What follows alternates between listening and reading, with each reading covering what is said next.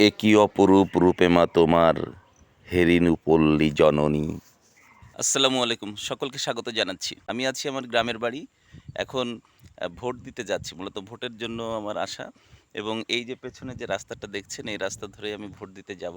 2008 সালে সর্বশেষ ভোট দিয়েছিলাম। এর ভেতরের বছরগুলোতে আর ভোট দেওয়ার প্রয়োজন হয়নি।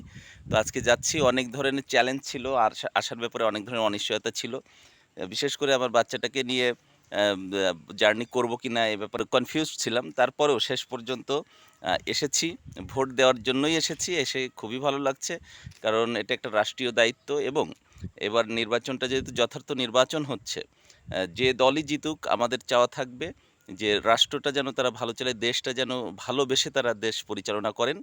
শেষ মুহূর্তে টিকিট পেয়ে এসেছি, ভালো লাগছে। এখন ভোটের দিকে যাচ্ছি, ভোট কেন্দ্রের দিকে যাচ্ছি। দেখা যাক পরিবেশ পরিস্থিতি কেমন হয় আর আপনাদের কতটুকু দেখানো যায়। আচ্ছা, এই যে যশোরের যশ খেজুরের রস একটা কথা বলা হয়। এই যে পথে যাইতে যাইতে কিন্তু অনেক এই যে কিছু খেজুর গাছ দেখা যাচ্ছে, হ্যাঁ। আর এই যে আমি একা একা যাচ্ছিলাম, আমার দুইজন সঙ্গী হয়ে গেছেন, ইলিয়াস ভাইয়া এবং রমজান আলী। আমরা যাচ্ছি এখন। আমাদের সামনে গোপালগঞ্জ বাজার। এই বাজারটার বয়স বেশি না, আমরা ছোটোবেলায় দেখেছি এটা হতে।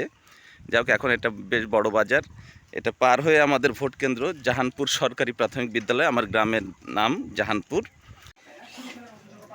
আমরা এখন গোপালগঞ্জ বাজারে, মানে জাহানপুর বাজারও বলা হয় এটা, তাই না? জাহানপুর বাজারই তো বলা হয় এখন, নাকি? আচ্ছা, তো যাওয়ার পথে হঠাৎ সিদ্ধান্ত হলো যে আমরা সকালে নাস্তা করব এখানে।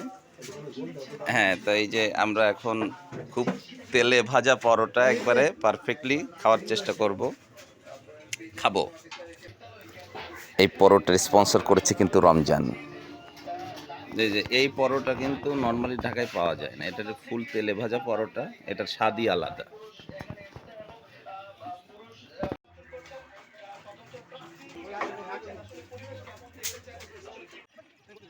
মানে বেশ ভিড় আর কি বলা যায়। ভোট দেওয়ার ব্যাপারে যথেষ্ট আগ্রহ মানুষের দেখা যাচ্ছে। এই যে অস্থায়ী দোকান, খাবারের দোকান বসে গেছে ভোট উপলক্ষে। অস্থায়ী দোকান, খাবারের দোকান নির্বাচন উপলক্ষে। প্রচুর মানুষ আমরা দেখতে পাচ্ছি চারপাশে। ভালো আছি। এই যে এই রৌফ কাকার সাথে দেখা হলো মানে বহুত দিন পরে। আচ্ছা, আর আমার মা আবার ভোট দিয়ে চলে এসছেন অলরেডি। প্রচুর মানুষের উপস্থিতি দেখা যাচ্ছে। এই ইয়ানির সাথে দেখা হলো, আমার ভালো লাগছে সব মিলায়ে। ভোটের পরিবেশ কিন্তু একবারে জমে গেছে, সেই রকম লাইনে অনেক মানুষ।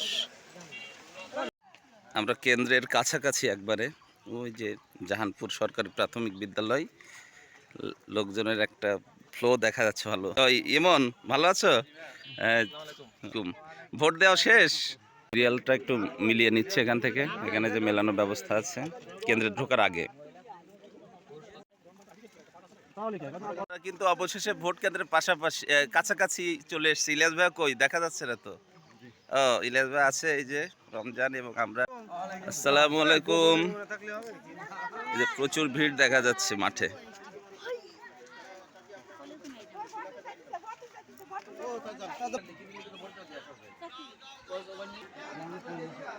এই যে জাহানপুর সরকারি প্রাথমিক বিদ্যালয় কেন্দ্রে ভোট দিতে আসলাম। বেশ ভিড়।